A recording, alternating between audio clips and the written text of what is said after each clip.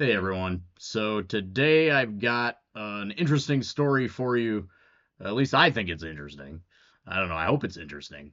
The story is about the very first bidding war that I got into over cards, and I think this is actually the first bidding war I've ever been in over cards. And I thought it was particularly interesting because it occurred to me that the person with whom I was in the bidding war probably has the exact same collecting goal that I do, which is kind of cool actually to realize or think about, because I could really empathize with him, even though I was, wanting to beat him in this bidding war. And spoiler, I didn't beat him; he beat me. Although the ending is not completely sad. We'll get to that.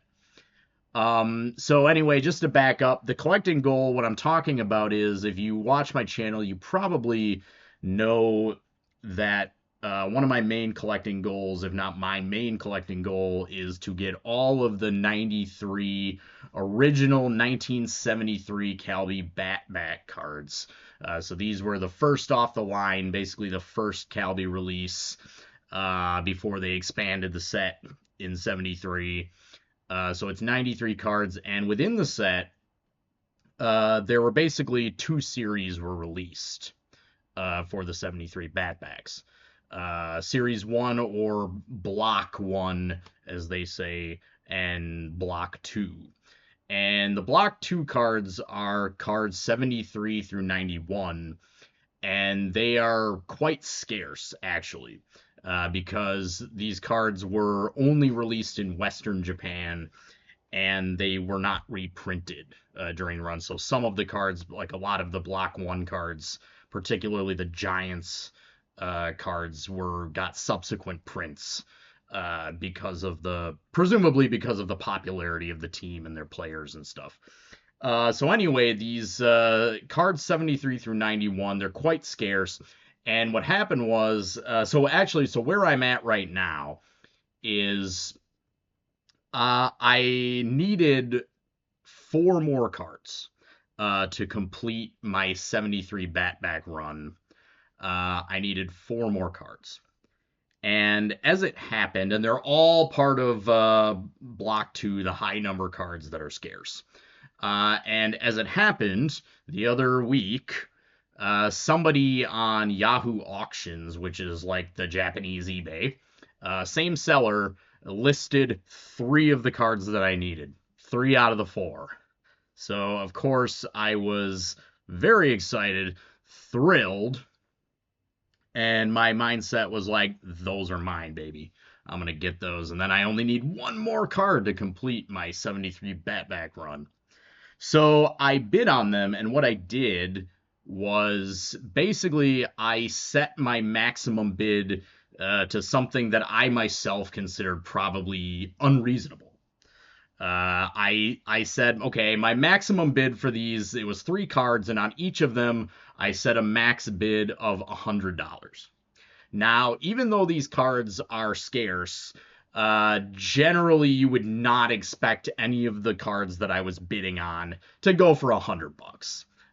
It's just the demand isn't such that even though the cards are pretty rare, that they're gonna go for $100 when they show up.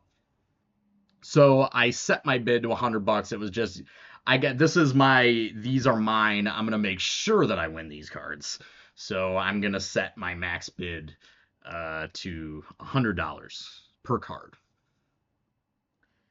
And the cards were these. So I'll show you in my 73 Calby book. You had the number 75 Katsuya, which is an awesome card of an all-time great catcher. And then also another Katsuya number 81. And also of Hawk slugger Hiromitsu Kadota, who is a very underrated player. He's 500 home run club in Japanese baseball. And so these three cards were the cards in Batback that were listed by the same seller, and I put 3 of the 4 that I need for the rest of my bat run, and I put $100 max bid on each of the cards. So then, shortly after, to my horror, my max bid on these cards was exceeded. And, well, I should say on 2 of the 3. So on the number 81 and the number 83, my max bid of $100 was exceeded. I was sitting pretty on the number 75 Nomura, still at about $10. So the person that did not bid on the number 75, but he bid on 81 and 83. And so, of course, I was really, really shocked.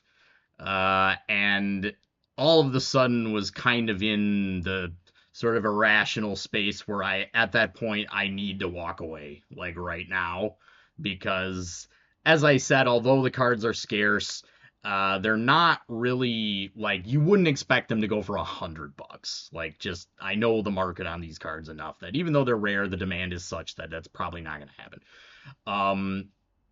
So I was like, I should probably this is very surprising, but this is the kind of cool part. This is where I realized that the guy who bid and matched my $100 bid was in the exact same situation that I am. I'm convinced that this individual is also collecting the 73 Batback run, and probably because the reason I think that is because, as I said before, generally these cards you wouldn't expect to go for that price. But here I'm envisioning a guy who is in my position who needs the exact same 2 very scarce cards for his run that I need for mine. And so this is kind of getting into a little bit of a something's only worth what someone's willing to pay for it, right? So my guess is he probably already had the number 75 Nomura. He personally, although I didn't, he probably already had this card for his run. So that's why he didn't care about it, right? The same seller put up 3 cards, and the other guy didn't give a hoot about this one. I will say the copy of this one that we were bidding on, or I was bidding on, is miscut. So that might have played in, but I'm pretty sure it didn't. He probably just didn't need this card, but he needed the other 2. He needed, like me, he needed this one that's really hard to come by, and he also needed this one that's really hard to come by in Batback, right? And I should say that another reason I think he has the same goal as me is that these cards also come in the flag back. So, like, here's the number 75 Nomura in the flag back. But the thing about the flag backs is that they are much more common. They're much more available than their back counterparts for these block 2 high number cards. So cards 73 through 91. So this flag back Nomura is much more available than its cousin, the Batback. Which is a lot more scarce. So if he was just a guy who wants some Nomura Calby cards, or is, you know, I think probably the flag back would suffice. You know what I mean? But this seemed like a guy, given that he matched my $100 max bid, that this is a guy who needs these Batbacks, and like me, knows that you can't get your hands on them. So then I was like, what do I do? Because I really want these cards, and he really wants these cards, and I know we're brothers in cards. Like, we got the same collecting goal, which was kind of cool. At least I'm convinced of it. So what I did was I was like, F it, and I set $150 max for the 2, not the 75 because that was still at $10. And I was like, okay, I guess he doesn't want that one, so I'm probably going to be okay with that one. So I said, you know what, F it, we're 150, baby. So I put 150 max bid. That mammer jammer matched me. So 150, and at this point, rational thinking took hold, and I was like, okay, buddy, you win. And so the other guy, he won the other two cards at $150 a pop. I'm sure, and I kinda, the pettiest part of me hopes he was shitting his pants, because I made him pay out the ass for them. So yeah, so he won those two, but luckily, the story doesn't have a completely disappointing ending for me. I did win the number 75 for only $10. And this is what I'm saying. So this is the number 75 I won. And it's, as I said, it's miscut, but that doesn't bother me at all. I think it's actually kind of cool. In fact, I do want to go through my Calby book and try to discern, like on the sheet, which card this is down here. So here it is, the numbers, and this is actually a beautiful copy. Otherwise, look at this gloss, and the corners and edges and the back is clean. But it is miscut, as you can see. It's a little horizontally oriented, and it has some of another card down there. So that's the thing, right? I won this card for $10. And this is what I'm saying, where your expectation is not, even though this card is quite scarce, your expectation is not that it's going to go for $150.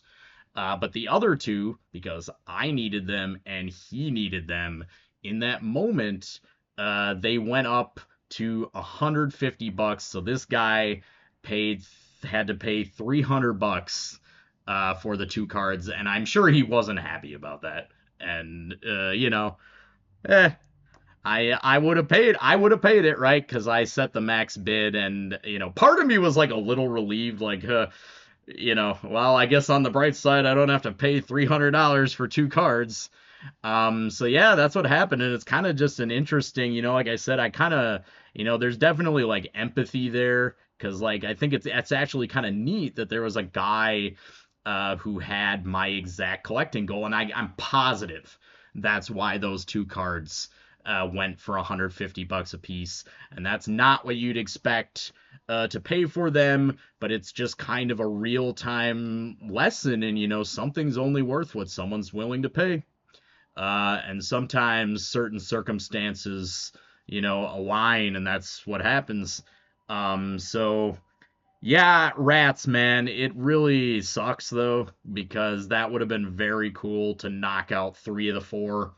But I will be content with the number 75. This is an awesome card of an awesome player, and this is one that I've just really wanted for a long time. Of course, I want all of them because I'm completing the set. But this is a great one. And so actually now I have both the flag back and the bat back of this card, as you can see.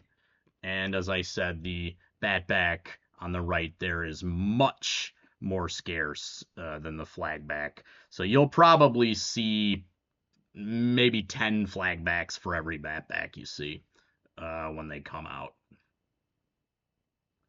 So that's that. That's my collecting adventure or my bidding war. And so hopefully, at some point, I'm sure I might have to wait months, years. I'm not really sure with these cards. It's hard to say. Um, but yeah, that was it. So hopefully in the future I can get my hands on them somewhat within a reasonable time frame. But anyway, guys, thanks for watching. Peace.